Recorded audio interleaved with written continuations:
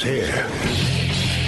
Now, broadcasting from the underground command post, deep in the bowels of a hidden bunker, somewhere under the brick and steel of a nondescript building, we've once again made contact with our leader, Mark Levin.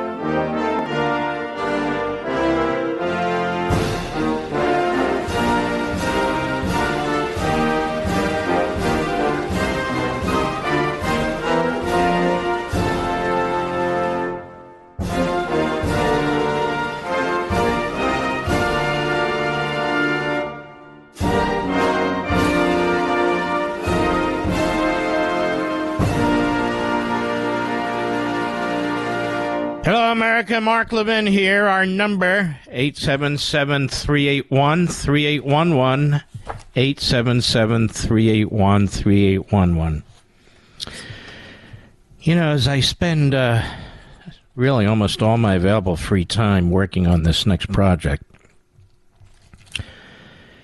1 in the morning, but typically early in the morning, I come across things, so many things I want to share with you.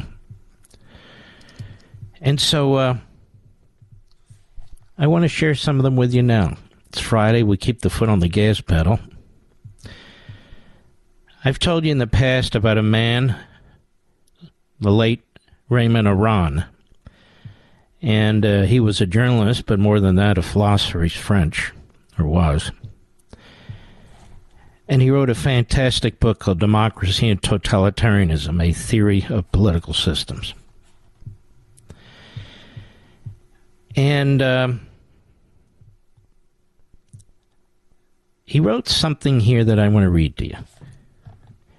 We have a lot to do today, so we're going to do a lot, but I try to do more than a lot. I try to do what's compelling and intriguing and helps explain the world we live in today. Let me read this to you. First of all, he says, the degrees of corruption can be distinguished by their main cause. This is to be found either in the political institutions, in the narrow sense of the word, or in the social infrastructure. The corruption of political institutions appears when the party system no longer corresponds to the different groups of interests, or rather when the party system works in such a way that no stable authority emerges from the rivalry of the parties. So let's slow down a second. Who exactly does the Democrat Party today represent? The people don't want open borders. They don't want to double, triple the cost of electricity. They want affordable gasoline and affordable and available groceries. They don't want to be told what kind of automobiles to drive. So exactly who does that party represent? Now, you might say people keep voting for it, which is true, and it's a complex issue. There's a lot of reasons for it. But let's stick to this first. The second kind of corruption is that of the public spirit. Montesquieu, who was very important during the constitutional period, and he lived in the 15 and 1600s, and he's quoted in the Federalist Papers. He was the gentleman who most well articulated the idea of separation of powers with the judicial, executive, and legislative. The second kind of corruption is that of the public spirit. Montesquieu called this the corruption of principle. Different modalities of corruption of principle can be imagined. Either devotion to the party obliterates in the end the awareness of the common good, and you can see that. And I've talked about this for years, how the Democrat Party in many ways is like the Communist Party. And those who lead the Democrat Party are in many ways like people who lead the Communist Party. It's the party first, and the country second, and everything else second. Your allegiance is to the party, because the party is the way in which you get power. Either devotion to the party obliterates in the end the awareness of the common good, or else the spirit of compromise, which is a necessity if the regime is to work, ends by preventing any clear decision from being made and any firm policy from being embarked upon. That sure as hell sounds like today, doesn't it, Mr. Producer? Lastly, writes Raymond Aron, corruption can originate from the social infrastructure when the industrial society is no longer able to work, when social rivalry becomes so intense that the political power emerging from the parties is unable to dominate them. Now think about that. When the industrial society is no longer able to work, we see with the regulations and the attacks, energy independence and all the rest, a war on capitalism, aka a war on our industrial society, is succeeding in destroying the country. Constitutional pluralism, or I should say constitutional pluralistic regimes, he says, can be corrupted by too much oligarchy or too much democracy. That's why we're a constitutional republic. I don't buy the populism crap, and I don't buy the centralization of government crap. The first case, they become corrupt because a minority manipulates the institutions and prevents them from reaching their highest form, which is government by the people. The second kind of corruption appears, on the other hand, when oligarchy is too eroded and the different groups push their claims too far and no authority able to safeguard the general interest remains. Think about that. He also talks about the establishment of laws within which rivalry of individuals, of groups, and of parties takes place. Every violation of the law by force is a breach in the very existence and essence of the regime. So in other words, you can see what's happening with the Department of Justice and the FBI and how that's impacting the country. So I find this gentleman to be incredibly intelligent, and unfortunately, he's known in philosophical circles. He's not known generally. The 20th century, there are authoritarian regimes which are not one-party regimes, and there are one-party regimes which do not become totalitarian, which do not develop an official ideology, and which do not shape all their activities through ideology. There exist one-party regimes in which the state does not absorb the society, and in which ideology does not take this insane expansion, which can be seen in the Soviet regime, as he wrote a few decades past. What is true is that every one-party regime in industrial societies brings with it the risk of totalitarianism. The Democrat Party is attempting to make America a one-party regime by putting the Republican Party out of business. H.R. 1 in the last Congress, ladies and gentlemen, was pushed for the purpose of destroying for all time the ability of the Republican Party to win elections. Packing the Supreme Court, packing the Senate with 4 more senators, all Democrats from Puerto Rico and the D.C. area, if they got their way.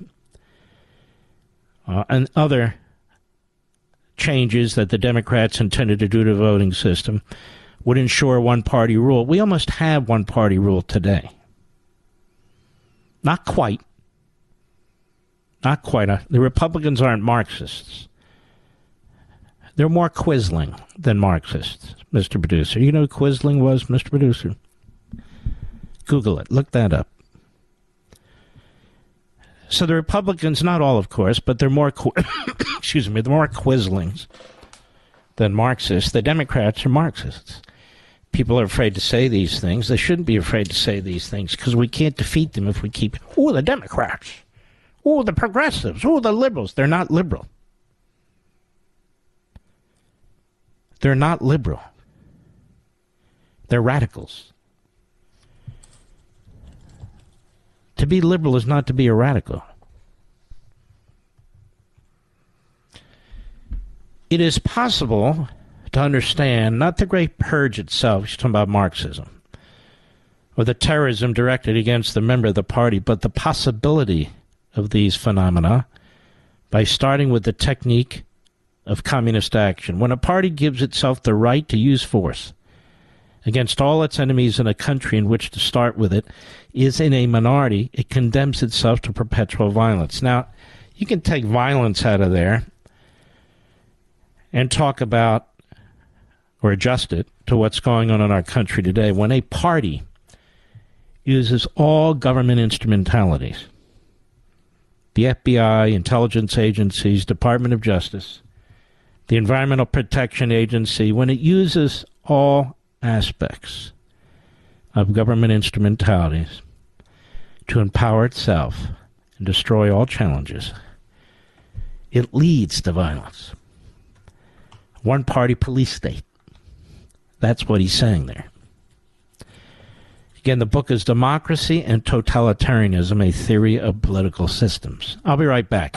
Mark Levin.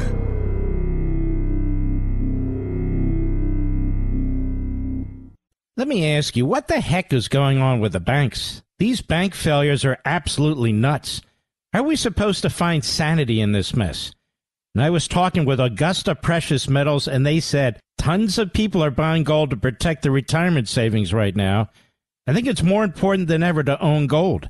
And guess what? If you have $100,000 plus saved for retirement, Augusta will actually pay you in pure gold to learn how gold IRAs can protect you. Reach out to Augusta Precious Metals today and get started with gold. If you're worried about the bank failures, this is something you can do for yourself. Just call 877-4-GOLD-IRA to learn how to protect your retirement and get your free gold coin. That's Augusta Precious Metals at 877-4-GOLD-IRA. Again, 877-4-GOLD-IRA. Consult your financial professionals before any investment and see risk disclosures at AugustaPreciousMetals.com.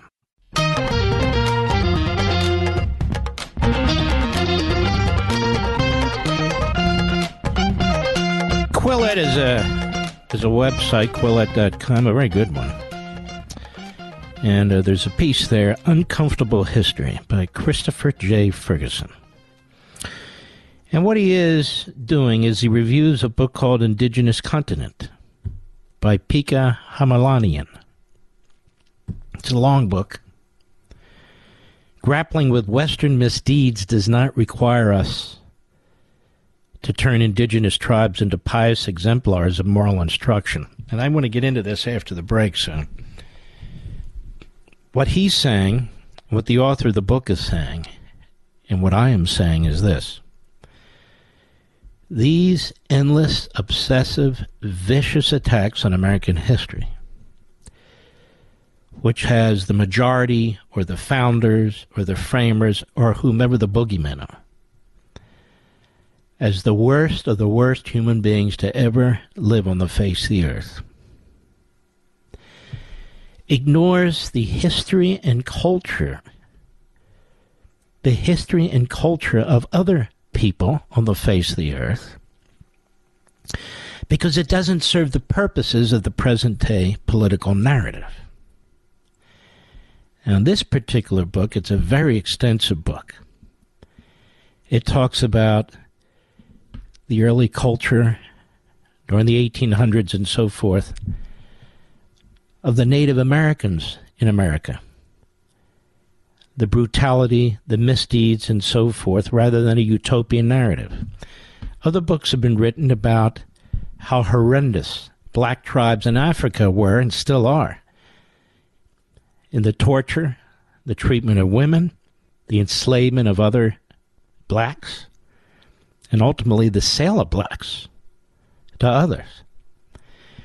None of this is ever discussed. Certainly not in the classroom. You can't even discuss a colorblind society because it does not fit the narrative of critical race theory. It does not fit the narrative of the hate-on for American history in America. But real history of people, real history of the early history of this country and other countries has a different story. So if the New York Times were a legitimate outlet for information, you wouldn't have the 1619 Project. You'd have a project talking about what was taking place in the continent of Africa, or what was taking place in the various tribes, as well as what was taking place with the Europeans and others who came to what became known as the United States. But we don't have that. We don't have it. This is very, very problematic. So Christopher Ferguson, reviewing this book, Uncomfortable History, says the Freudian concept known as reaction formation refers to a psychological defense mechanism against guilt. It occurs when an individual responds to a shame-inducing instinct with an overcorrection. Much of modern American history appears to be in the grip of reaction formation. Mortification at the developed West's historical misdeeds has produced a utopian narrative of indigenous worlds typified by matriarchy, cooperation, pacifism, and gender fluidity. That no such world ever existed is beside the point. Much of history is narrated to suit the proclivities of the audience, not to tell the truth about what actually happened. That is what's going on in our classrooms today. That is what's going on in the media today. This seems to be specifically true for our understanding of American Indian history. The violent migration of Europeans to the New World was very much like violent migrations throughout history and across cultures, most likely including successive waves of North American Indians through the history there is murky. Yet instead of understanding these events in the context of larger historical patterns, the Indian Wars are cast as a morality tale in the manner of Howard Zinn, in which the actions of European settlers are represented as uniquely reprehensible. This fantasy may be an inversion of past jingoistic and racist caricatures of American Indians as savages, but it is not more historically accurate. He says, I thought about this a lot as I read Pika Hamelinian's fascinating and controversial new history of Northern American Indians, Indigenous Content. Told largely from the perspective of the natives, Hamelinian covers the centuries from the arrival of Europeans in North America through to the final subjugation of the last tribes in the late 19th century. It's a gripping history, but watching the author attempt to come to terms with the history he's telling also makes for fascinating psychological analysis. I want to pick up at this point after the bottom of the hour. Again, this relates to what's going on in our country today in our classrooms. I'll be right back. Let me ask you, what the heck is going on with the banks? These bank failures are absolutely nuts. How are we supposed to find sanity in this mess? And I was talking with Augusta Precious Metals, and they said tons of people are buying gold to protect their retirement savings right now. I think it's more important than ever to own gold. And guess what? If you have $100,000 plus saved for retirement, Augusta will actually pay you in pure gold to learn how gold IRAs can protect you. Reach out to Augusta Precious Metals today and get started with gold. If you're worried about the bank failures, this is something you can do for yourself. Just call 877-4-GOLD-IRA to learn how to protect your retirement and get your free gold coin. That's Augusta Precious Metals at 877-4-GOLD-IRA. Again, 877-4-GOLD-IRA. Consult your financial professionals before any investment and see risk disclosures at AugustaPreciousMetals.com.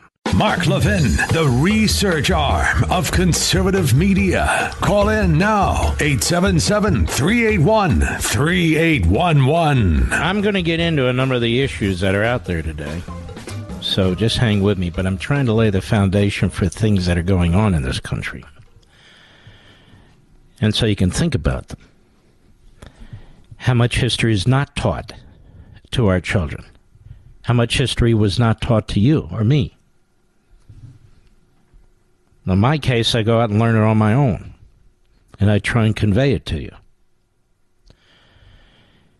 And so let me pick up where I left off with Christopher Ferguson at the Quillette site, looking at Indigenous Continent, a national bestseller, because I suspect nobody's ever heard of any of this. Although the word captive makes a lot of appearances in the book, it is selectively employed. When Europeans take people unwillingly to harsh work environments or to be sold to others, the victims are all called slaves. But when American Indians do the same thing, Hamilanian euphemistically describes those victims as captives. In fact, a number of tribes were energetic participants in the trade of other indigenous people, selling slaves to other tribes and to Europeans. Although Hamilanian shows an admirable willingness to discuss such practices, his discomfort is palpable. Rather than reviewing the cultural chasm or schism between indigenous people and Europeans, the historical record teaches us just how similar they were. Each vied for status and power, kept slaves, engaged in genocide against neighboring groups, mistreated women, indulged ethnocentrism, and so on. Tribes or confederations such as the Iroquois, Sioux, or Comanche were violent warrior cultures that recall the Spartans. This observation isn't intended to denigrate Native Americans. It's simply evidence of our shared, yet profoundly flawed humanity. What Europeans did to American Indians was often terrible, but Indians gave as good as they got, both to Europeans and each other. These stories are similar to those the world over. We're equally capable of great horrors and cruelty, and the history provides few examples of morally unambiguous heroes. Embracing the universalist truth can help us to move past the morality tales so often told in the guise of history, and discard a misbegotten and ultimately selfish indulgence in self-flagellation. This has always been the problem with Howard Zinn's school of history, these radical leftists. Zinn's history of the U.S. resembles a biography written by a bitter former spouse. In lieu of a nuanced and accurate historical account, it offers a deliberate slander of our own culture, and so does critical race theory. The result is at once self-indulgent and self-pitying. A balanced account must not flinch from examining our historical mistakes and misdeeds and those of others. But the modern approach to history has too often become a neurotic wallowing in half-truths of our own failures. The corresponding utopian fantasies of other cultures more closely resemble the morality play of a Tolkien novel than more complex experiences of people who actually lived on Earth. A UK-based IEA economist, Christine Nimitz, recently observed in a short Twitter thread about anti-Britishness, signaling disgust at our own culture and history has little to do with truth or helping marginalized communities. Instead, it's a way to advertise the superficial cleverness of radical self-criticism. By castigating the United States on social media with our K-12 or university students, we can flatter our moral egos without needing to donate money or time to communities in need. It fosters division, and the main beneficiaries are not Native Americans or other marginalized groups, but whoever is collecting likes and followers online. We can do better than this. U.S. history should be clear and accurate about the U.S.'s misdeeds. But we should also acknowledge that the U.S. overcame its faults to become a beacon for progress. In the same way, we should highlight the wonderful culture, arts, religion, and so on of American Indians without turning them into pious exemplars of pastoral innocence and moral instruction. Our ethnic studies, quote-unquote, curricula too often lapse into propaganda designed to indict and shame the West and all its works. People and cultures are complex. People and cultures are complex. If students were permitted to understand that human failings are universal but can be overcome, it might help to alleviate the depression and anxiety of those unjustly burdened by the sins of their ancestors. So I embrace about 80% of this. I think it's quite good as to the substantive part. And I've now ordered this book, and I'll read it, a lot of it, over the weekend. And but let's get to the heart of the matter here. Why am I telling you about this? Because he's exactly right. This punching bag of the United States ought not be a punching bag of the United States. The idea that Native Americans or others had these pure cultures, near perfect societies, and so is a lie. Now, this isn't the first gentleman to write about it, Pika Hamelian. The Indians took slaves too, tortured, mutilated, raped, as did white people, as did black people, particularly in Africa, as did Asian people. And in some of these societies, it still occurs. Hell, in the United States, it still occurs. But the idea that we now teach, oh, it's a white dominant society and everything that's wrong with this society, this critical race theory, is the fault of that mentality, is sickening. Individualism is replaced with what I'll call groupism. Groupism. You're born a certain way, then you're identified a certain way, and there's not a damn thing you can do about it. That is horrendous. That is horrendous.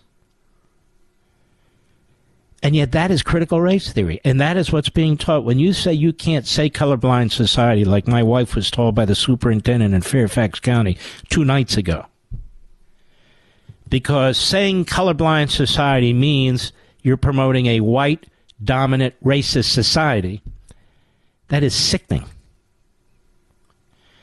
That means you cannot view individuals as individual human beings with their own hearts and souls and brains, with their own motivations, with their own conduct, with their own love, with their own activity, with their own motivation.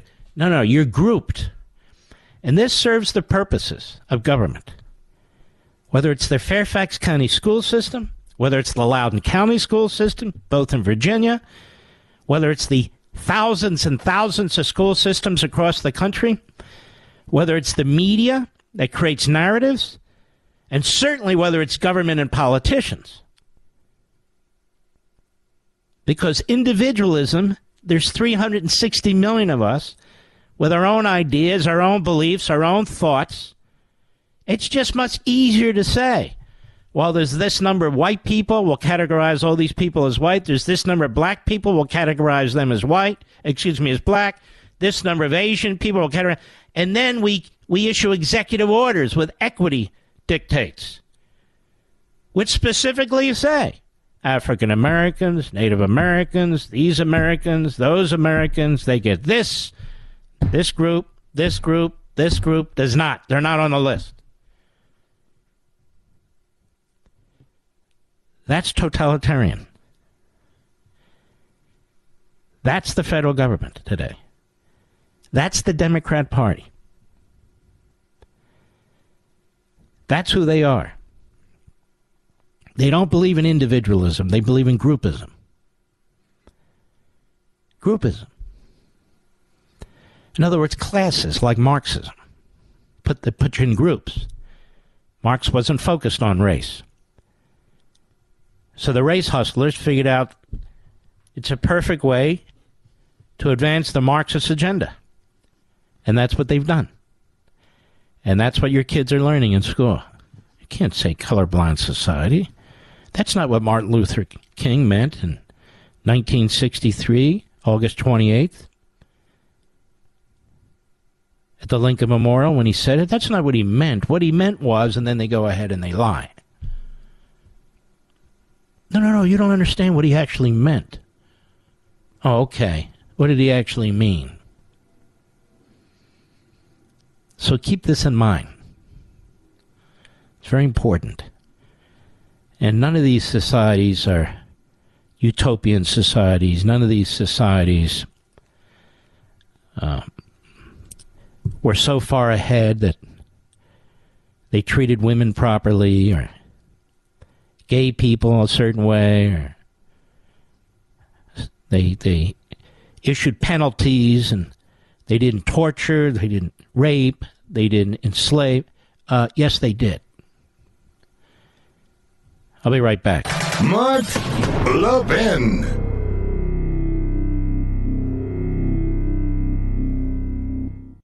Let me ask you, what the heck is going on with the banks? These bank failures are absolutely nuts. How are we supposed to find sanity in this mess? And I was talking with Augusta Precious Metals, and they said tons of people are buying gold to protect their retirement savings right now. I think it's more important than ever to own gold. And guess what? If you have $100,000 plus saved for retirement, Augusta will actually pay you in pure gold to learn how gold IRAs can protect you. Reach out to Augusta Precious Metals today and get started with gold. If you're worried about the bank failures, this is something you can do for yourself. Just call 877-4-GOLD-IRA to learn how to protect your retirement and get your free gold coin. That's Augusta Precious Metals at 877-4-GOLD-IRA. Again, 877-4-GOLD-IRA. Consult your financial professionals before any investment and see risk disclosures at AugustaPreciousMetals.com.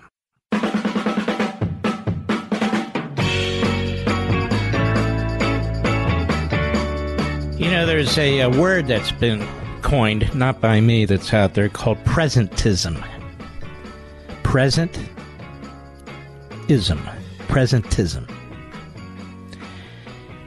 And what that has come to mean is you project on today's, you take from today's society the mores and values and so forth, and you project them onto the past.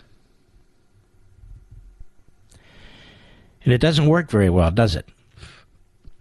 Because things evolve over time.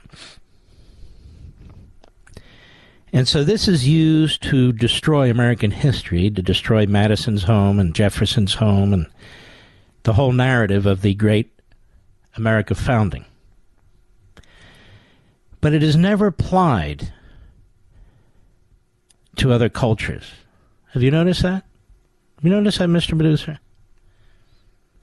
It's never applied to other cultures, presentism. And I would add, that's sort of what the guy's point is. That we take today's, what we consider progress, and apply it 250 years ago, which is fine. But to do so in a cherry-picked way is not fine. Now, I don't believe we should do it at all, but that's fine. It's not applied to Native American tribes. It's not applied to African tribes. It's not applied to Arab tribes. And I can go down the list of ethnicities and it's just not. It's only applied to the American majority. And that's why critical race theory is such cancer and such poison, and that's why the superintendent of Fairfax County should be removed. Because you can't say colorblind society. The victims of those cultures, they wouldn't appreciate the fact that they're overlooked. Would they? They wouldn't appreciate the fact that they were held as slaves, that women were raped, people were tortured, slaughtered, disemboweled, murdered in the most horrendous ways? No, I don't think so. This is why the New York Times is such a rotten, lousy piece of propaganda. The teachers' unions and the educational bureaucracy, colleges and universities on down, are such loathsome demagogues. And the Democrat Party is such a vile anti-American institution. Just my opinion. You don't have to agree with it. I want to play something for you, and it doesn't make me happy to play this. It's not the end of the world.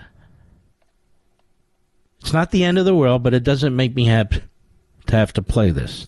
I call him as I see him, whether Ross Douthat understands that or not. Kevin McCarthy, hat tip, right scoop, cut 11, go. Why wouldn't you sit down and negotiate and talk? If there's differences, you can always find ways that you can solve this problem. If you think the only action is to go to court, I believe that's wrong in the places instead of solving it. This is a big employer inside Florida. I think the governor should sit down with him. I don't think the idea of building a prison next to a place that you bring your family is the best idea. I think it would be much better if you sat down and solved the problems. But for the same point, if you're going to be a large employer inside this state, you should also abide by the rules and run your business and don't think you should get into politics. Well, that's all well and good, but they did. And they have.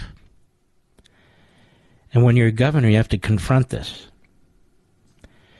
And we have hundreds, if not thousands, of corporations in this country who are joining with the cultural mob in destroying America. And when you're a governor and they're reaching into your classrooms to try and prevent you from preventing the teachers' unions and these special interest groups on the hard left and the woke mobs from destroying your educational system, you're supposed to sit down and negotiate with Disney? I want to continue this after the top of the hour, but this is a big disappointment for me. We should be getting behind Ron DeSantis because he's fighting the woke warriors. This segment of the podcast is exclusively sponsored by Pure Talk. Pure Talk offers great coverage and can save your family money on your wireless bill every single month. Go to puretalk.com to find the plan that's right for you. Thank you again for listening, and thank you so much for this sponsorship, Pure Talk. He's here. He's here. Now, broadcasting from the underground command post, deep in the bowels of a hidden bunker, somewhere under the brick and steel of a nondescript building, we've once again made contact with our leader, Mark Levin. Hello, America. Mark Levin here. Our number, 877-381-3811, 877-381-3811. So it's my view that when we have a leader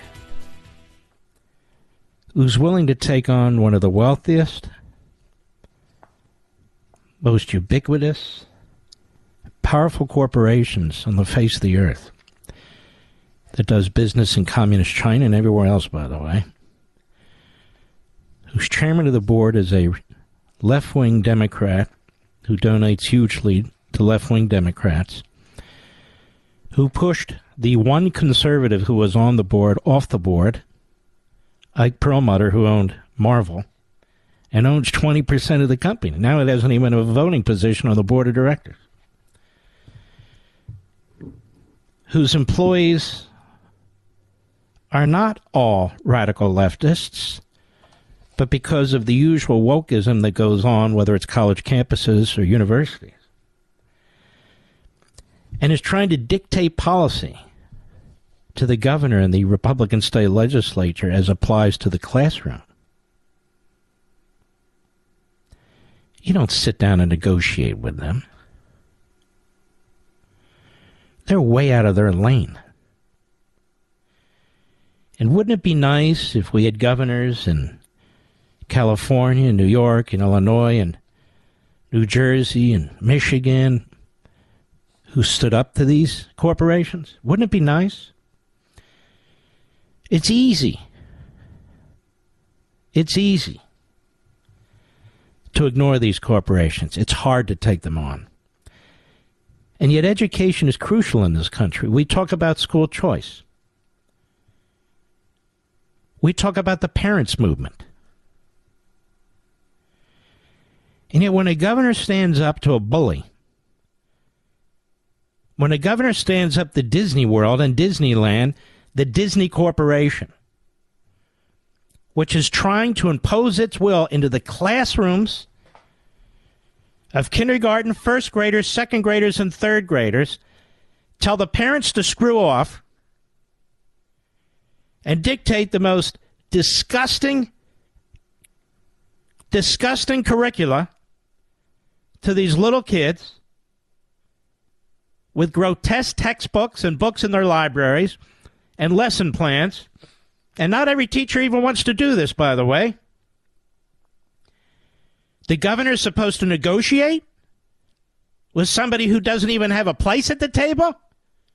This corporation has no role whatsoever in the governance of the state of Florida. And this is what people in Washington need to start to understand, Democrat and Republican. We are sick and tired of these special interest groups. We are sick and tired of these corporatists telling us what to do. And when you have a governor that tells them to screw off, and for good substantive reasons, no, he should not sit down and negotiate with them. And it's the corporation that keeps raising the temperature and raising the temperature and raising the temperature. We have to fight these culture battles, or we're going to lose our country. We're going to lose our children. We're going to lose our economic system. And when you have a governor,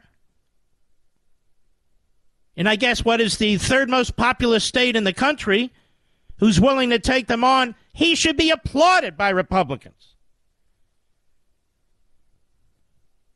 Applauded. Not he sit down with Disney. Again, this isn't personal with me. I'm not even happy I have to talk about this. I expect this from Asa Hutchinson. I expect this from Chris Christie. I expect this from Chris Sununu. I expect this from Larry Hogan. These are people who have contributed nothing to the well-being of the moral fabric of this nation. Nothing. They got their 4 years or their 8 years, and they're perfectly happy. Now they move on and tell everybody else what they're supposed to do. This is why DeSantis is a standout. I don't even agree with President Trump on this, who appeared to take the side of Disney. I don't agree with it at all.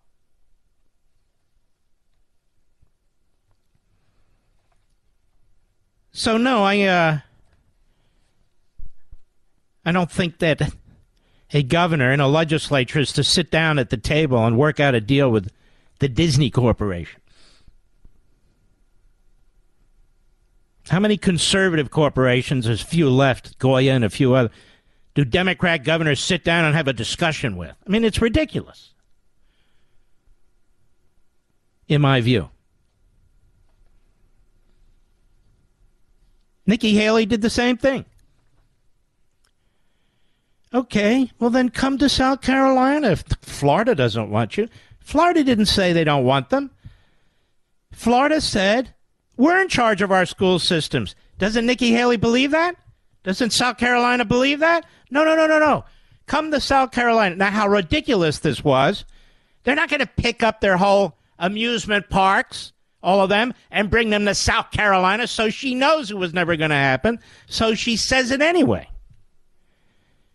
An unserious statement. You want to be taken seriously, make serious statements.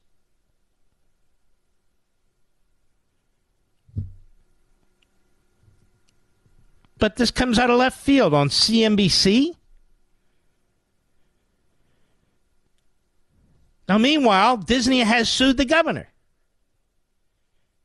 They just keep pushing and pushing and pushing. State lands. We shouldn't have prisons next to amusement parks. Where should we have them? Where should we put them?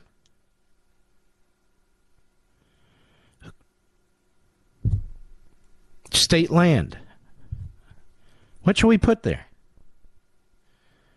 I don't care what they put there.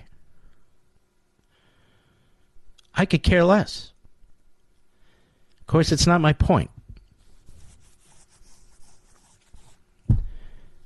I think they got enough problems in Washington, D.C., and enough difficulties in Washington, D.C., that they ought to focus on Washington, D.C. What do you think, Mr. Producer? And no, the left loves it when conservatives talk about other conservatives. I'm not attacking anybody. I'm explaining Mark's viewpoint on why this program and behind this microphone, and I believe millions and millions of you agree with me and Ron DeSantis, and that we shouldn't sell out in the middle of a culture war where we have a general, a warrior who's fighting it and is being shot in the back. There are all kinds of people.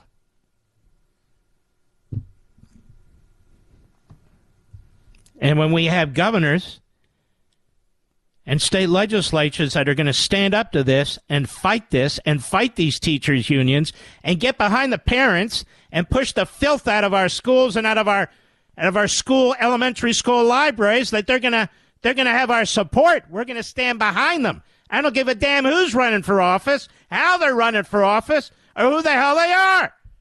The country's at stake. The country's at stake.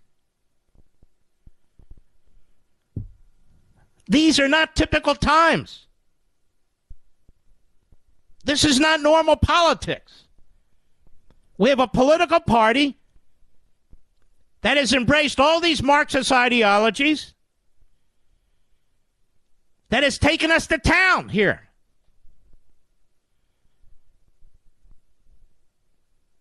They're taking us to town. People don't even want to send their kids to public school anymore. They're looking for alternatives. They're begging for alternatives. But they don't have to do that in Florida, because you're not allowed to teach this filth, and you're not allowed to teach this racism. Isn't that a good thing? Isn't that a great thing?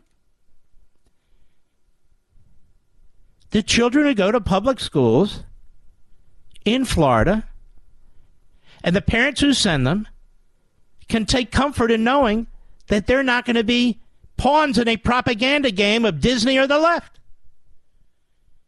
That's a great thing. And yet in many states, even with Republican governors, that's not happening. I just told you what's happening in Fairfax County, Virginia, the biggest county in Virginia, Loudoun County, Virginia, and go right down the list. Governor Youngkin doesn't have a majority in the Senate. He's short by one, which is unfortunate. But it is unfortunate because the schools in Virginia remain a mess. Regardless of what you think or hear, they remain a mess. The schools in Florida, the stuff that's taught is different than most of the other states. You're not going to teach racism and critical race theory, and you're not going to teach sexuality to little kids. It's not going to happen. And you don't need to sit down at the table with a corporation that's pushing it. That corporation has to be defeated because it's spending its resources and using its personnel to push a cultural agenda, which is the antithesis of what the people of Florida want. And if you sit down and talk with them, you're ceding the moral high ground. Moreover, you're encouraging other corporations to do the same thing because now you're inviting them to the table. Now, that may be the way it works in Washington with the special interests, but it doesn't have to be, nor does it have to be the way it works in Tallahassee, Florida. Think what you will about the presidential election. Ron DeSantis is a godsend to the state of Florida. Did you hear what I said? The truth is, every conservative who looks in the mirror says to themselves, who doesn't live in Florida, I wish that guy was my governor. I wish that guy was my governor. I'll be right back. Mark Levin.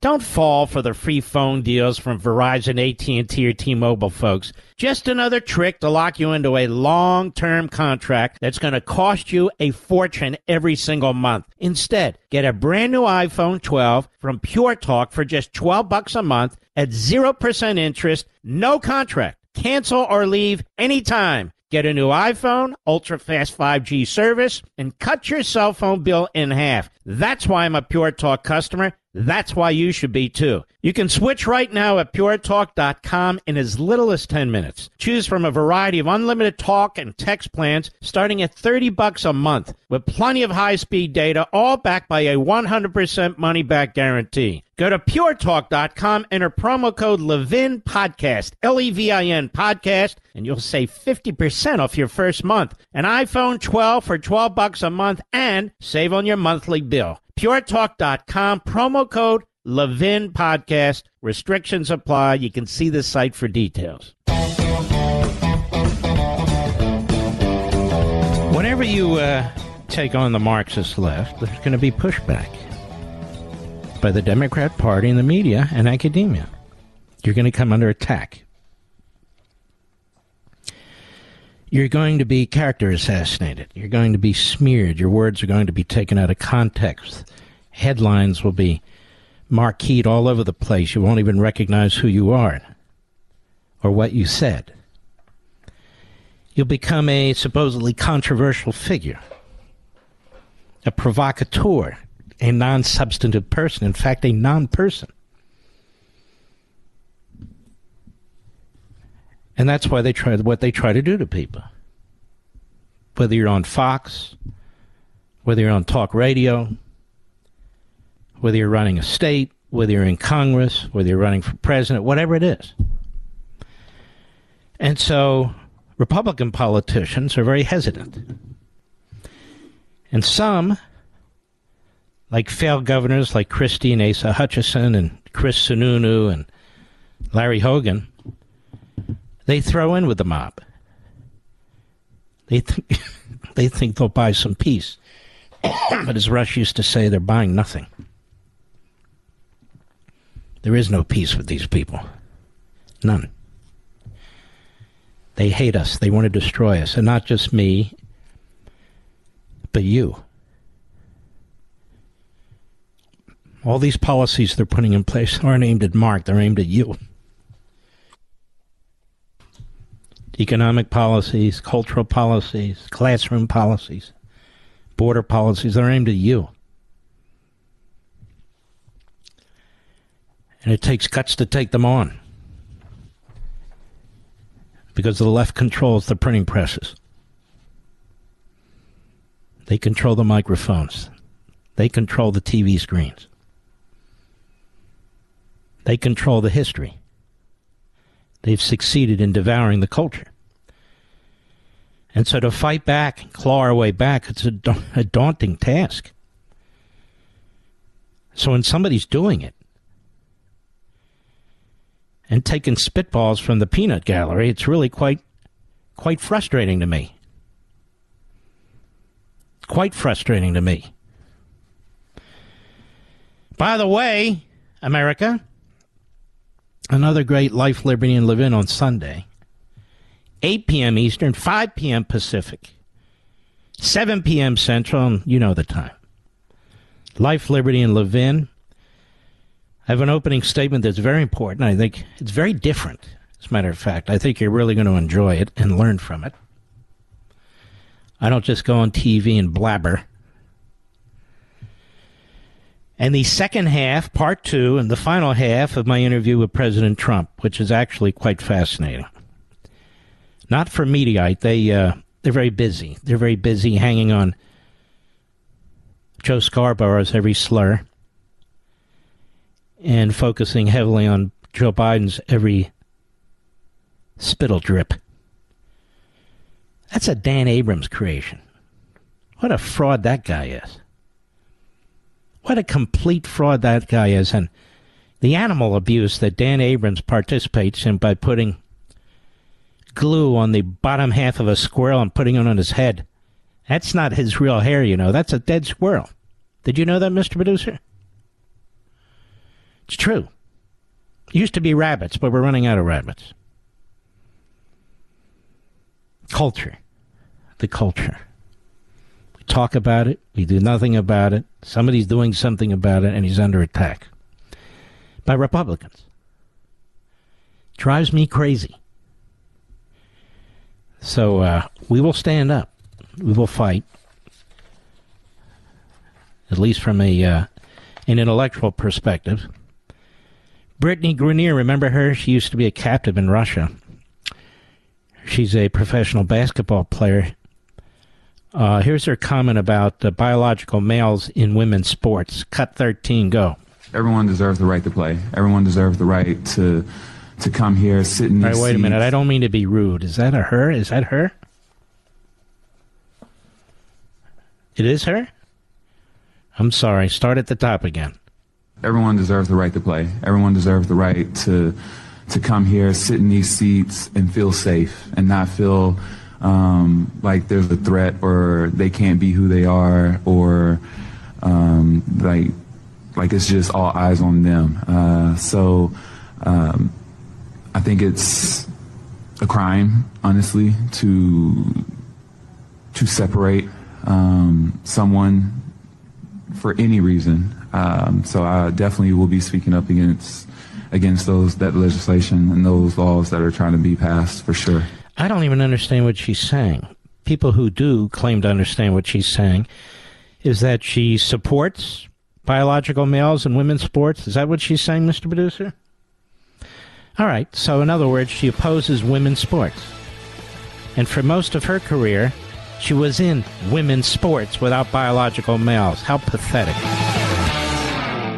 Don't fall for the free phone deals from Verizon, AT&T, or T-Mobile, folks. Just another trick to lock you into a long-term contract that's going to cost you a fortune every single month. Instead, get a brand new iPhone 12 from Pure Talk for just $12 a month at 0% interest, no contract. Cancel or leave anytime. Get a new iPhone, ultra-fast 5G service, and cut your cell phone bill in half. That's why I'm a Pure Talk customer. That's why you should be, too. You can switch right now at puretalk.com in as little as 10 minutes. Choose from a variety of unlimited talk and text plans starting at $30 a month with plenty of high-speed data, all backed by a 100% money-back guarantee. Go to puretalk.com, enter promo code Levin Podcast, Levin Podcast, and you'll save 50% off your first month. An iPhone 12 for $12 a month and save on your monthly bill. puretalk.com, promo code Levin Podcast. Restrictions apply. You can see the site for details.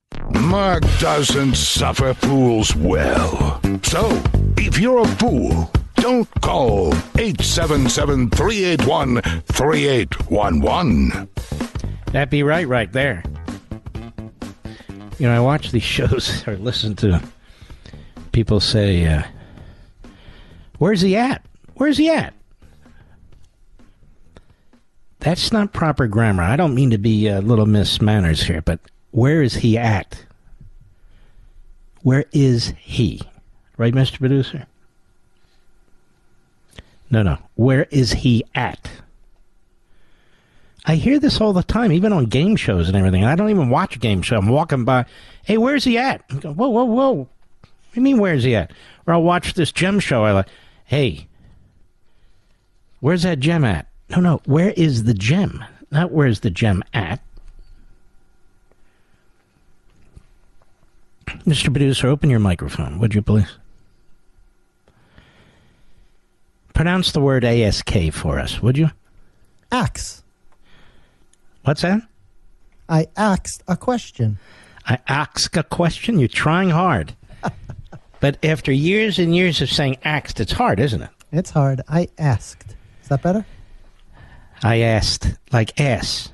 Ask. Ask with a K on the end. Got that Bronx accent. What am I going to do? Problem is, I got this Philly thing, too. How do you pronounce D-R-A-W-E-R? My drawer? Drawer, did you say? My drawer. I say draw.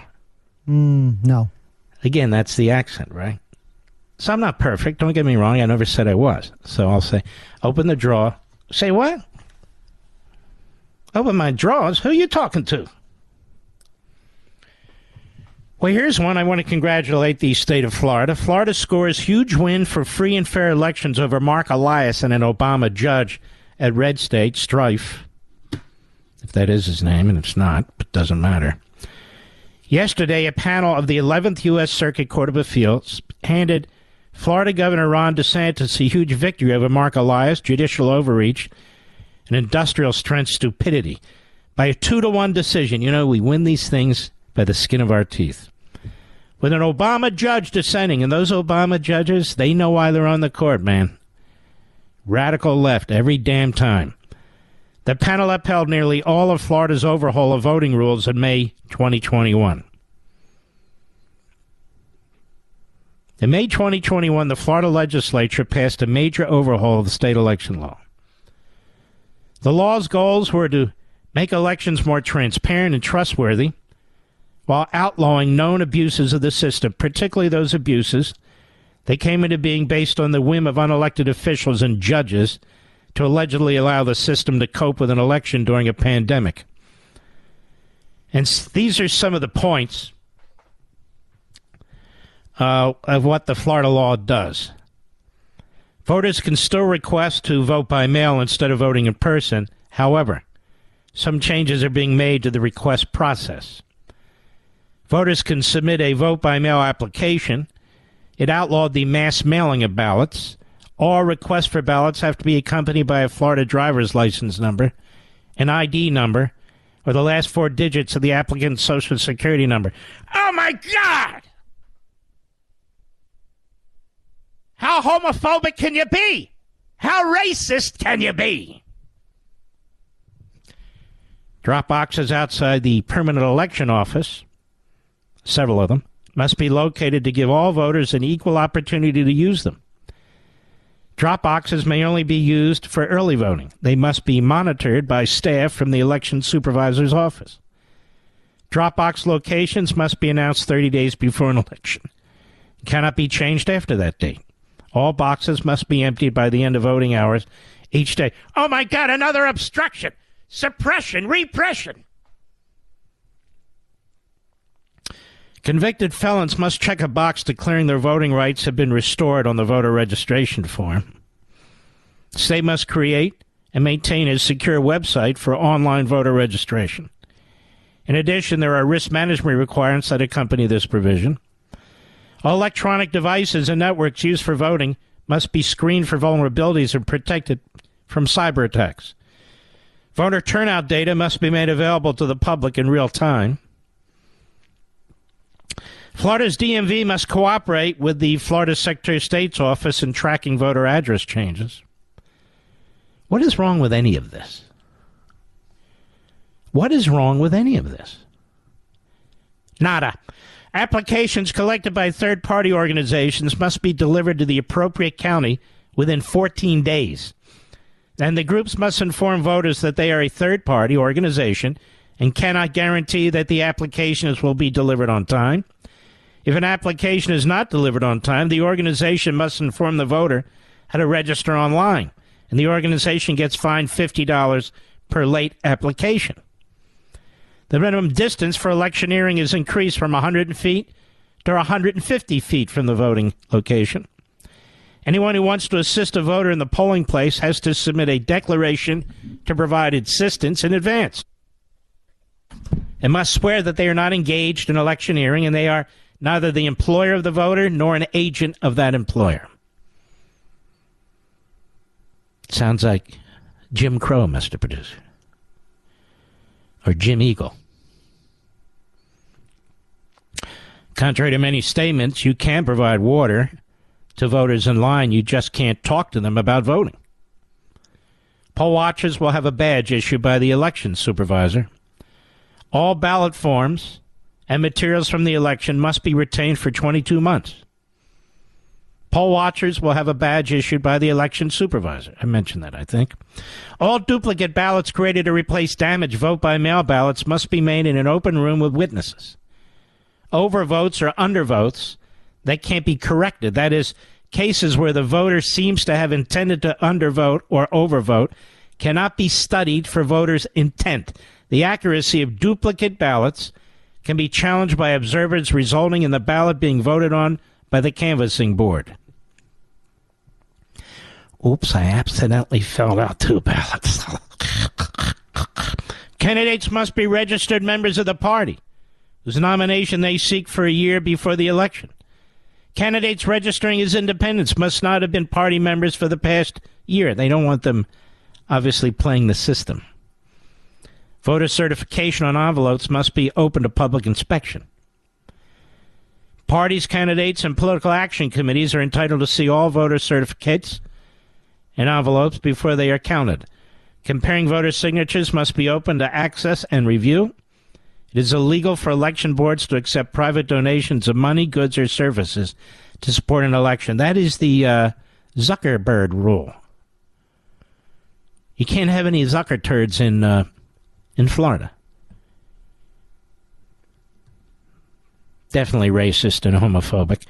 Written notice of any settlements, consent decrees, or orders that would modify state election law must be submitted to state authorities 10 days before it is scheduled to go into effect, and officials have a positive duty to defend the state election law. Wow.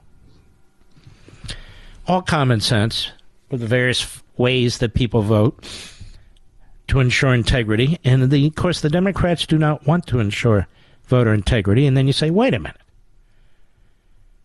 Wait a minute. This is a recipe for fraud. Hey, what are you, denier? Hey, Bill Barr. What do you make of this guy? Yeah, what do you make of them? Well, why are the Democrats doing all this stuff? If it doesn't help them, does it make any sense? It's like open borders. Why are they doing that?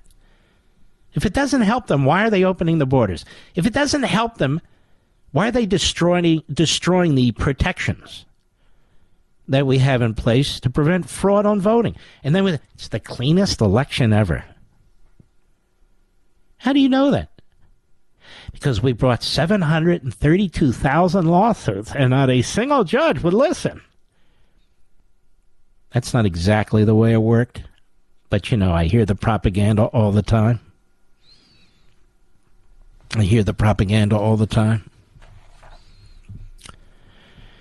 I'll be right back. Mark Levin.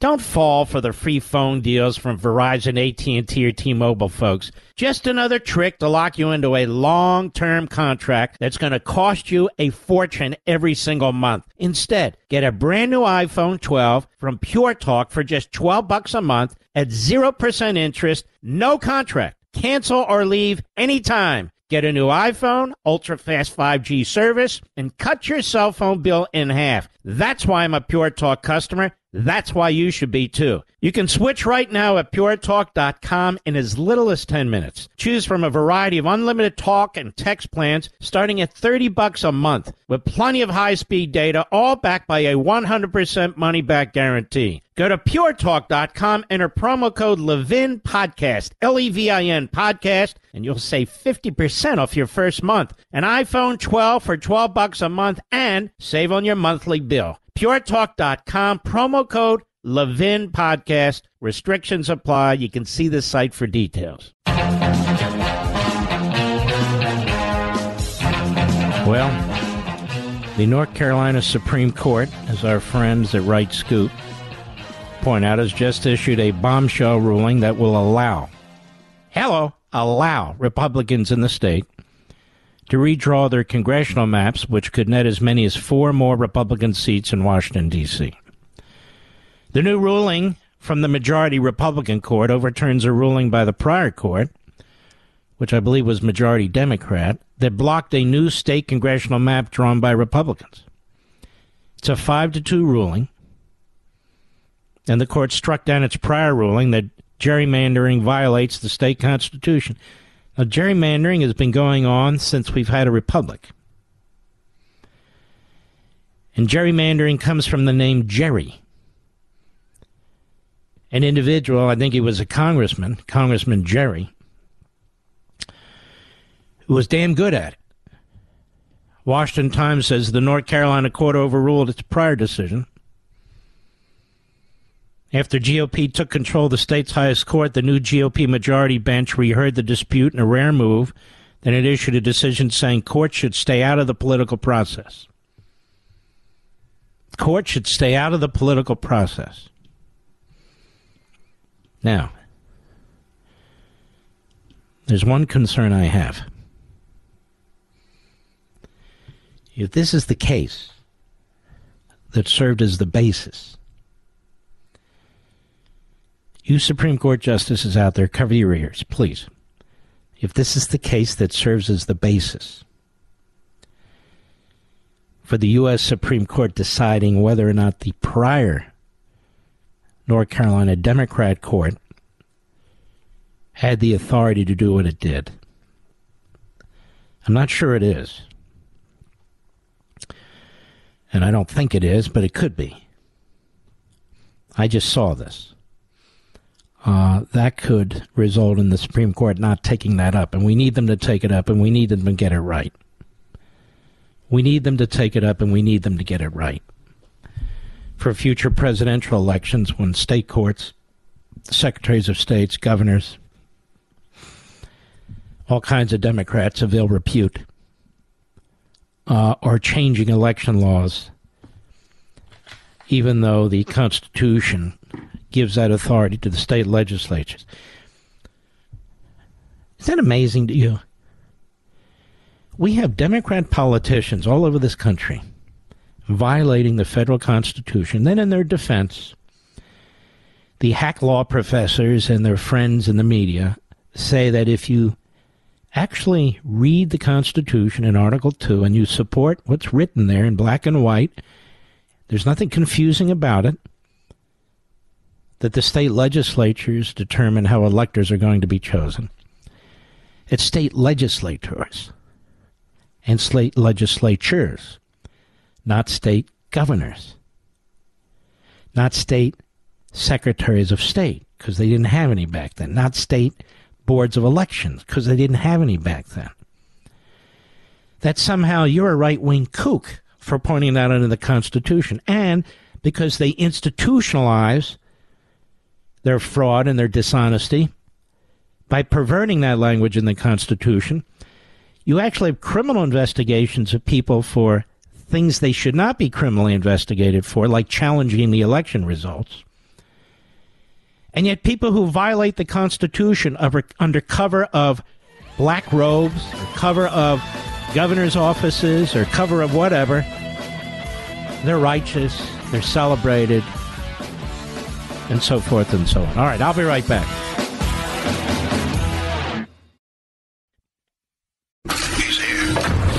He's here.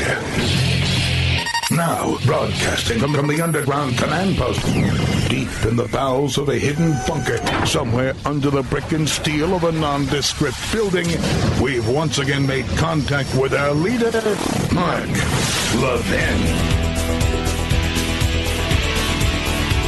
Hello, America. Mark Levin here. Our number, 877-381-3811, 877-381-3811. Don't forget, Sunday, as you're winding down, hopefully after a wonderful weekend, you don't want to hear the same old, a conga line of guests and so forth. What I've done with Life, Liberty, and Levin is what I would like to watch. And I think most of you like to watch, given the ratings. When I was growing up, there were these shows on late Sunday. Maybe it involved a grunt skiing company around Washington. Maybe it was Firing a Line with the wonderful William F. Buckley. Maybe it was Susskind, who wasn't another lib, but all these shows. And I like to watch them even when I strongly disagreed with the host or a guest, because they delved into issues. It wasn't, just boom, boom, boom, boom, boom. I don't dig that. I don't like it. So, if I have a guest on, I have a guest on for a reason. And that guest is on so we can hear what that guest has to say about various things. This Sunday, 8 p.m. Eastern, 5 p.m. Pacific, 7 p.m. Central, you name it, there we are. I have, I think, a very important opening, one of the most unusual openings in terms of non-prototypical type openings on cable.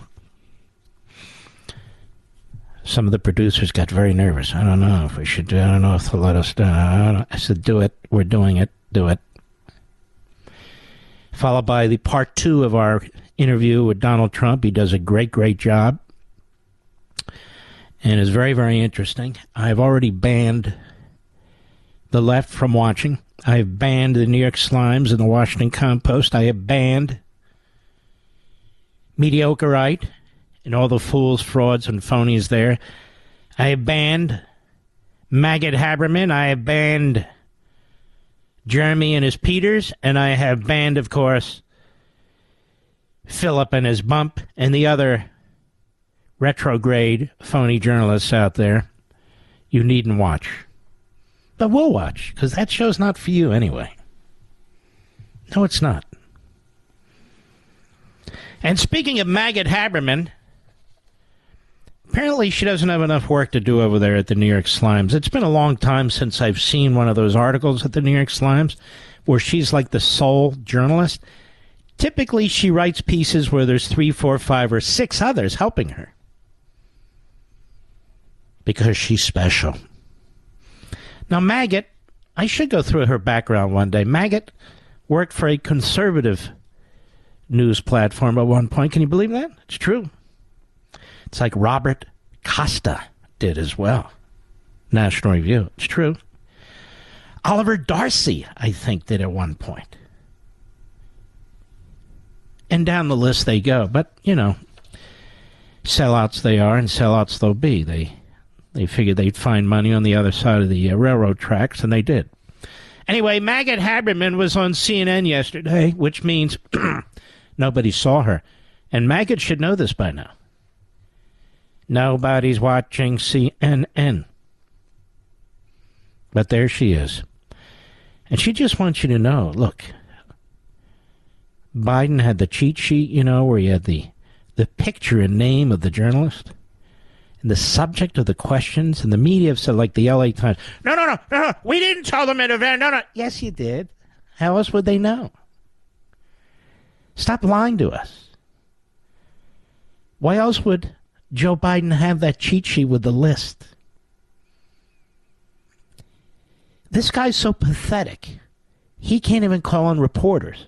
He can't even say, yes, you're with whom and what is your name? That's all you have to do. What's this? He can't do it. I predict now in the general election, he's not going to want to debate. Or maybe he'll do one debate. It's just incredible to me. Here's Maggot Haberman, cover-up artist. Cut 17, go. I've never seen that detailed a note card before, and it is an unfortunate image for Biden for all of the obvious reasons. We see Republicans hitting him as too old, that he doesn't know enough. I've never seen somebody have to have themselves listed as an attendee at an event. Look, we saw Stop right there. They have to list him. Mr. President, yes, you're attending the event at which you're attending. I am? Yes. Because if you don't attend the event that you're attending, then you're not attending the event that you're attending. Run that by me again. Mr. President, we're giving you a note card with pictures on it. Pictures of the journalists and their names and the news platform that they work for. Yes. We're also giving you information about the question they're going to ask because we required that in advance, much like, a Putin interview. Oh, all right. So am I attending this? Mr. President, this is your event. You must attend this. That's why we put your picture and your name on the same note card and said that you're attending it. I see. When's lunch? After the event. Mr. President, please stay focused. Are you ready? Yes, I am. Let's go. Let's go where? Mr. President, you're attending an event with reporters. It's on the note card. See, there's your picture. That doesn't look like me. That looks like Joe Biden, not me. Is Joe coming? No, you are Joe. I am? Yes, you are. I thought I was Jim. No, Jim is your brother. So Jim's coming. No, Mr. President, you're attending this event. See all the pictures on there? Yes, I do. Who are they? They're these so-called journalists who are coming. Oh, okay. Why are you giving me this? Because you're attending an event. I am? Yes, you are. Then what are we waiting for? Okay, you ready to go? Yes. Where's the restroom? Oh, Mr. President. So it goes something like that, ladies and gentlemen. Maggot Haberman, go ahead. His hand-scrawled note cards, there were images of that constantly when he would be at events. I remember Rudy Giuliani as mayor in New York City. His folks would come up to us in the press corps and not only try to figure out what we were going to ask, but tell us what he wanted to talk about and what they hoped would happen. So I don't know exactly. Well, then, of course, Biden is not too old. He's not inane. He's on his game. But Maggie, let me ask you a question as you speak quickly like this. You're sort of the Chris Matthews in drag or vice versa. Let me ask you a question. Why won't he have a press conference? We know that President Trump had multiple press conferences. Remember that? Remember? Oh, yes, multiple. Many. More than anybody else. Remember that? Remember that, Maggie? Do you remember that? Joe Biden has not had multiple press conferences. How can you compare the two? Maggie, why are you so obsessed with Trump? Why do you keep bringing Trump up? Trump's not president. The putative president is Biden. Why don't you talk about Biden? What do you know about Biden? What do you know about his IQ? What do you know about his mental health? What do you know about his doctors? Do you know anything? Yes, no, maybe so. Do you know anything? No, Trump. I want to talk about Trump. I got a Pulitzer Prize. Trump. I want to talk about Trump. No, we want to talk about Biden. She's such an idiot. It's really unbelievable. I'll be right back. Mark Levin.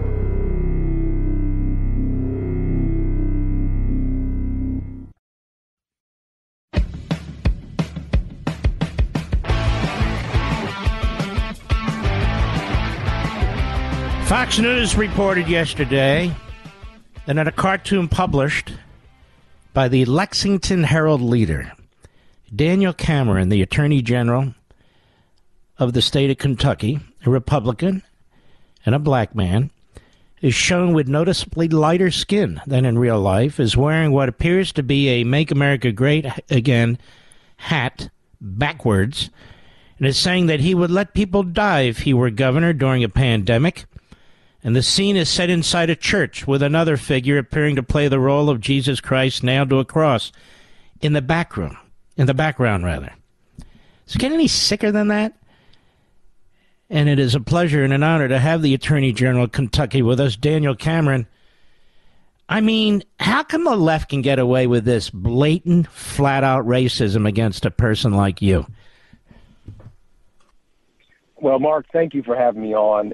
It is absolutely disgusting to have a major newspaper in Kentucky publish a cartoon that is so sick and is disdainful, obviously, of Christians, of people of faith, and then to add an element to sort of try to demean me or, look, at the end of the day, I see this a lot, unfortunately, from the far left, which they tell us they're tolerant, but if you are a black conservative, there's no tolerance for you. And so, unfortunately, this stuff happens.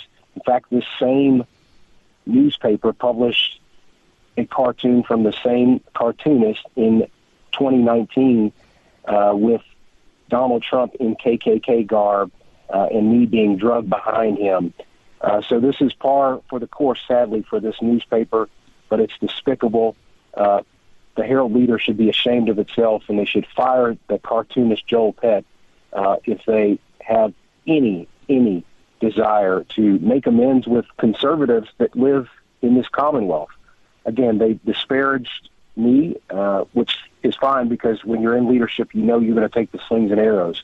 But what incensed me the most was the fact that they mocked faith, that they had this cartoonist mock the crucifixion of Christ as well. It's disgusting, and that's why I'm fighting. I'm running for governor, as you know, Mark, and I'm running and fighting for the values of Kentuckians, and we've got to push back against this far-left nonsense that is trying to creep into our Commonwealth. Attorney General Daniel Cameron of Kentucky, who is running for governor, got a lousy governor there right now, just one man's opinion. And I'm looking at this cartoon. It looks like not only is the substance horrendous, this is a cartoon. It looks like it's a third grade drawing.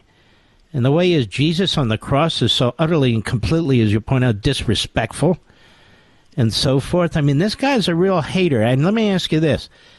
Have newspapers across the country raised any concerns about what was done by this local paper?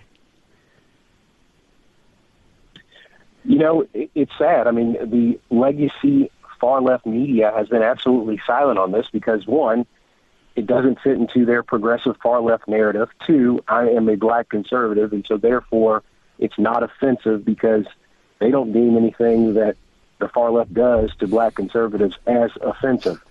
But again, I am going to stand up for folks here in Kentucky. I don't care whether the folks on CNN or MSNBC disparage me or the far left disparages me.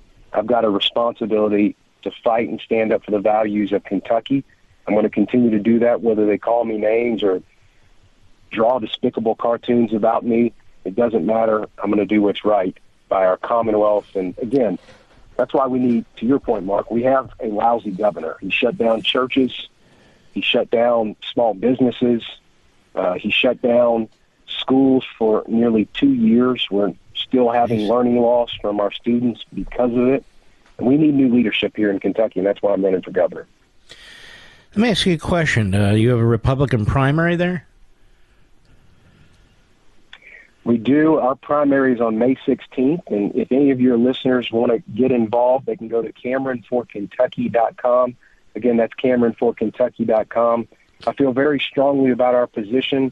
There are a lot of candidates in this race, but I've been running on a record which is, again, standing up to the Biden administration. When the Biden administration tried to force vaccine mandates on Kentucky, I went into federal court and got those vaccine mandates halted.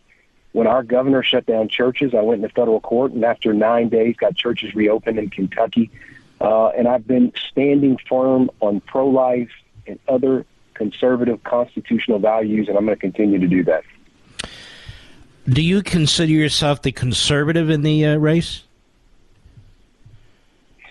I absolutely consider myself the conservative in the race, and not only do I consider myself the conservative in the race, but President Donald J. Trump has endorsed my campaign for governor, and over 100 law enforcement officials have endorsed this campaign for governor. And Mark, if you want to get in on the fun and endorse this campaign, I'd be grateful as well. Well, that's where I was going. And I do want to endorse you for your race for governor. And we desperately need you to be the governor of Kentucky. And wow. And I think you would do a fantastic job. So I don't know if it's going to hurt you or not, but yes, I will endorse you. I'm honored. Thank you so much. That means the world to me. And let me say this to you. Nobody should have to put up with this racism, this modern-day racism. It's an amazing thing. We talk about racism 100 years ago. We talk about the founding and who owned slaves. We look at today what's going on here where you have a newspaper. They know this guy's a reprobate. They had to approve the running of his cartoon in their newspaper. The New York Times knows this was done. The Washington Post knows it was done. The whole world now knows it was done because I just talked about it. And you won't get any support whatsoever for the left because the Democrat Party is very forgiving of Democrats, is it not? Right. No, that's right. No, Mark, to your point, I mean, again, there will be radio silence from the far left, again, because so long as the far left attacks a black conservative, it's okay. That is inbounds, but everything else is politically offensive. Again, whether it's me or other black conservatives, we know that this comes with the territory, but I think where they misunderstand is that I'm always going to stand up and stand strong, and I'm not going to back down. I'm going to continue to talk conservative values and a conservative vision because that is what I believe is best for the black community, for all communities.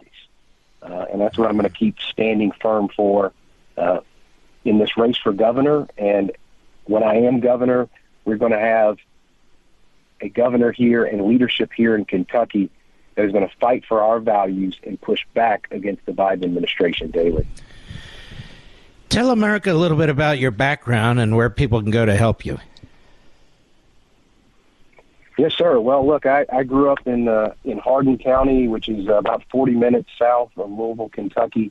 Went to undergrad and law school and graduated from there and worked at a law firm and worked in D.C., then came back to Louisville and got the notion to run for Attorney General in 2019 and had a resounding win in 2019. And I've been serving as the Attorney General these last 3 years. And again, just been standing up for constitutional rights and conservative values and want to take that approach to the governor's office. And if anybody wants to know more about our campaign, I invite you to go to CameronForKentucky.com.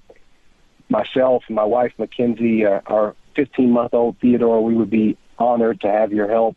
Again, our primary is on May 16th.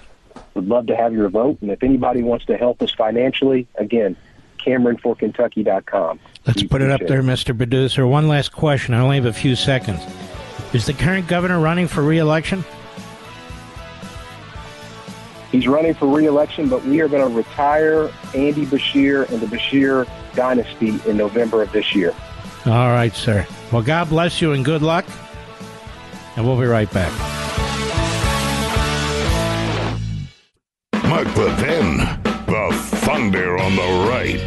Call him now, 877-381-3811.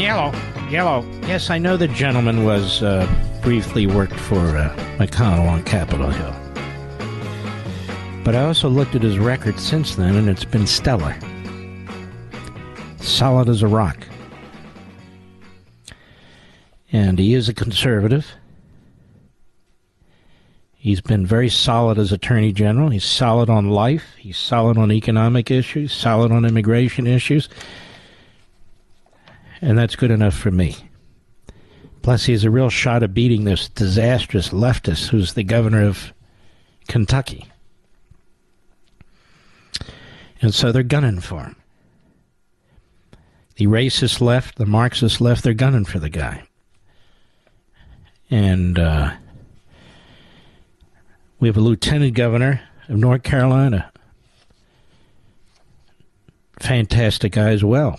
Black gentleman. I believe he's going to run for governor. Solid as a rock. And I'm going to back him too. No, not because he's black, but because he's solid as a rock. And so I think people who are solid like this deserve our support, especially when they come under this smear campaign. The left just cannot stand it. Conservative blacks, conservative Hispanics, conservative Asians, conservative Native Americans, conservative anyway, but especially minorities. They brutalize them. Brutalize them.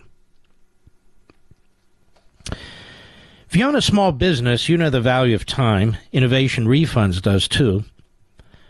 Now, they've made it easy, no matter how busy you are, to apply for the Employee Retention Credit, or ERC program. Go to getrefunds.com to get started. And in less than 8 minutes, see if your business qualifies for ERC refund, an ERC refund. Your business may be eligible for a payroll tax refund of up to $26,000 per employee kept on the payroll during COVID-19. Innovation Refunds has already helped clients claim over $3 billion in payroll tax refunds through the ERC, and they may be able to help your business too. There's no upfront charge either. They don't get paid until your business gets its refund. Many businesses believe they won't qualify based on incomplete or inaccurate information. You need to press ahead and check it out. Don't let this opportunity slip through your fingers just because you listen to the wrong information. This payroll tax refund is only available for a limited time. So go to getrefunds.com, getrefunds.com, getrefunds.com. Mr. Producer, we have any callers, and to whom shall I speak? Yes, of course we do. Quakertown, Pennsylvania. I know where that is. XM Satellite. Brett, I think your name is. Is that right? Brent, B-R-E-N-T. Congratulations. I just want to thank you, Mark. You made me laugh so hard tonight with that President Biden and the cue cards.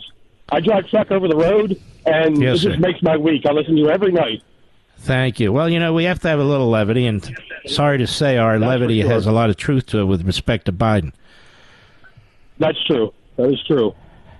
But I watch every night. I watch every Sunday night. You're doing a fabulous job. God bless you for what you do. And so are you, Brent. Thank you for everything that you do. Take care of yourself. Yeah, I was in the mood. Carl, Forest Grove, Oregon. CUFO, the great KUFO. Yes, Carl. Hello. Mark, thanks for letting me emit some carbon. Yes, Hello. yes. Just don't emit methane while you're on the air, that's all. Article 2, why was Congress given the ability to override the vice president if he has no power in of himself? Well, I think it's a question. I don't think it's resolved. I really don't. I don't think it's resolved. Yeah, to me, it implies that he has some kind of power of some type. He may or may not. The Constitution doesn't tell us. Now, in practice, the tradition has been no. But as I said maybe 6, 10, 12 months ago, but the issue's not resolved. So if somebody said the vice president has the power to do X, Y, Z in this case, depending on what X, Y, Z is, it's not clear at all that it's prohibited. All right, Carl. Forest Grove, Oregon, I want to thank you. I want to thank all the patriots who live in Oregon. I don't have the foggiest idea why you do, but I want to thank you nonetheless. Jerry, Edison, New Jersey, the great WABC. Go. Hello, Mark. I just want to talk about the EVs and possible radiation that come off of them. So, the what? I'm not a doctor. I'm not a scientist. What? Radiation. So, hold on. That comes off what? I didn't hear you. The battery in an EV car. Oh, okay. Okay. Yes. So you remember the phones when they were too close to your head? People said move them away. Mm-hmm. And the computers, people say, you shouldn't sit next to like tons of them. Well, a lithium battery in an EV car is about 1,500 to 3,000 laptop computer battery strength, and it's like 6,000 cell phones. These are for regular cars. Yes. So you're sitting on top of all this. So the question is, has anyone really studied that? No. No, and they can't, because you can't. You must be a climate denier. Do you deny climate, sir? Well, do you, sir? Do you deny the existence of climate? Yes, I'm a climate denier. You are a denier, sir. I'm sorry to hear this. Yes, I'm a denier, so I have to go somewhere. I have to be exiled. Yes, obviously. You need to be re-educated. Well, yeah, we're being re-educated as we speak. I was going to say you probably have went to a New Jersey public school. All right, my friend, thank you for your call. Who am I going to? Oh, Scott, St. George, Utah, the great KDXU. Go right ahead. Go ahead, Mark, Scott. I just wanted to say I've been trying to call for a few weeks to get in. Can you hear me okay? I can. It worked. So I turned on Life, Liberty, and Levin like I do every Sunday. I love that show. And I turned it on 3 weeks ago, and the first commercial that comes up is a commercial saying Ron DeSantis is going to. I have no control over the commercials. I want you to know that. I do not like these attacks on DeSantis either. I've said it on the air repeatedly. And I don't like it when they run erectile dysfunction commercials on my show. I don't like it when, they run all kinds of weird commercials, but I have no say over it. I understand, but this has been going on for 3 straight weeks, and I think. Well, what do you want from me? I can't control it. I can't control the commercials that are run on this show locally. I understand. I'm the host. I think it's beyond it's from the Democrat National Committee playbook. They're trying to take down. I think the effort to smear him is absolutely unnecessary. We saw this for Ted Cruz, and you didn't like it then. You defended Ted Cruz. You talked about the cult of personality, and I think a lot of the conservatives are tiptoeing around that. Look, I think you're a never-Trumper. I've already explained myself to you twice. I've said on the air more than anybody else, I don't like him. The Trump people know I don't like them. I don't control his campaign. I don't control who runs commercials in my show. Now, the interview with Trump is about his book and about issues related to that. And I didn't bring up DeSantis, just like when I interviewed DeSantis about his book, I didn't bring up Trump. They want to do that, they can go to Andrea Mitchell and so forth. I do not view my role as destroying our candidate, whomever that candidate is, probably one of the two. That's not my job. You may want it, but I'm not going to do it. There's plenty of hacks out there for these phony news sites and these newspapers and network TV shows. Let them have fun doing it. I'm not doing it. Okay. They're destroying DeSantis, is my point. I don't know what else to tell you. But Donald, have you discussed the fact that Donald Trump and many other conservatives have taken Disney's side against DeSantis, saying Disney should move out? Did I do that, Mr. Producer? Did I do that for the first 20 minutes of the program tonight? Did I do it for the program 2-3 days ago when Nikki Haley pulled the same stunt? All right, Scott, you got to listen. Thank you for your call. I believe I did. And I don't believe I did it in a very necessarily nice way, but I did it, didn't I, Mr. Producer? Didn't I, America? Yes. Because I agree with DeSantis on Disney, and I don't believe that people should be stabbing him in the back. And I'm not going to do what I did already. You want to listen to it again, sir? We have 4 years of our programs up on marklevinshow.com. You can go back and listen to this show when it's over, the first part of it, or the podcast, which will have it, or the streamlining, which will have it, or the auto rerun, which will have it. It's all over the place. It's all over the world. It's all over the internet. It's all over the place.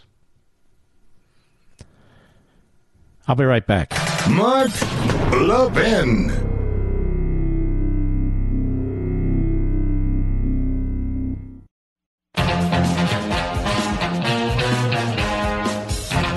My beloved listeners, many of you have or know of people who are graduating from colleges and universities, and many of you have seen them change as a result of that. That's what 4 years of social pressure, propaganda, and indoctrination do. And so a lot of our kids are losing their foundations that you taught them. Young America's Foundation is well aware of this, and they are in the colleges and universities and the high schools and middle schools, and they hope to get into the elementary schools to battle this. And they are battling it. And they are teaching young people how to debate, how to fight, obviously intellectually, and how to make a difference in these classrooms and on campus. It's very important. And these are the people who are on the front lines helping us and helping these students, your children. And they also saved the Reagan Ranch from the inevitable destruction from the left. And they have taken care of its upkeep. It's absolutely beautiful. I was out there last week. They also developed the Reagan Ranch Center, sort of a little museum that you can go in as well. The president of YAF is Governor Scott Walker, who was fantastic, a Reaganite, and was a fabulous governor as well, a great human being. Unlike the Reagan Library, where the chairman of the board is a guy that blew out almost every Reaganite off the board there. It's just disgusting. I'm a proud YAF alumnus. Katie Pavlich is as well. I urge you to support Young America's Foundation today to save your country. And your support will provide students with a life-changing visit to the Reagan Ranch. And even more, your support will enable us to duke it out in academia, which is very, very important. Visit levinforyaf.org. That's Levin for yaf.org, levinforyaf.org, and they will send you a free Reagan Ranch calendar, which is very cool. That's levinforyaf.org. Okay. All right, let us go to Hank in Whistler, Arizona, XM Satellite. Hank, how are you? Oh, I'm doing fine, Mark. Thank you for having me on. You bet. Yes, sir. Yeah, I just wanted to call. Yes, I wanted to call, say congratulations on all your success. I'm a huge fan of yours. I listen to you every evening. Every time I get off work, I'm heading straight home, and I'm always pleased to get to listen to you and hear what you have to say, motivate me, and it gets me through my entire weekend, and it gets me going. So I just wanted to say congratulations on all your success, and then also, God bless you.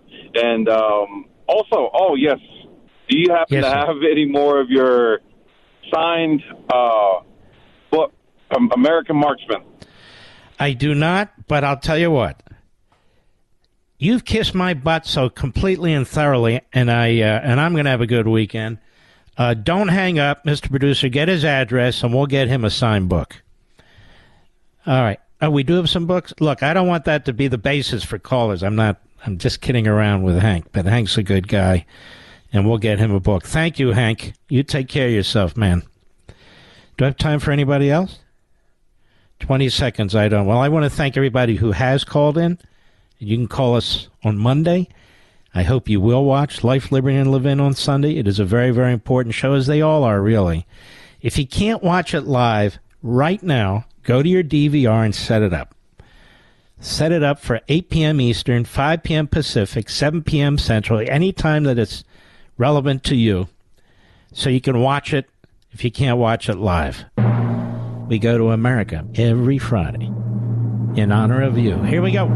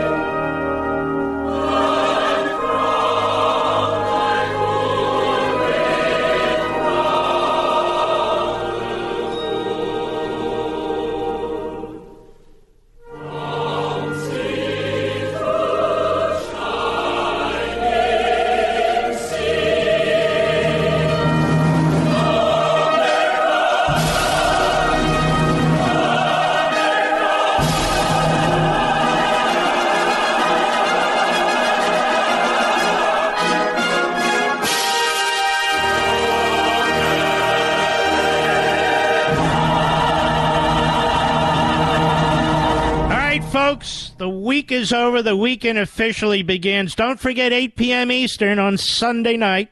Life, Liberty, and Levin. I know you're going to like it.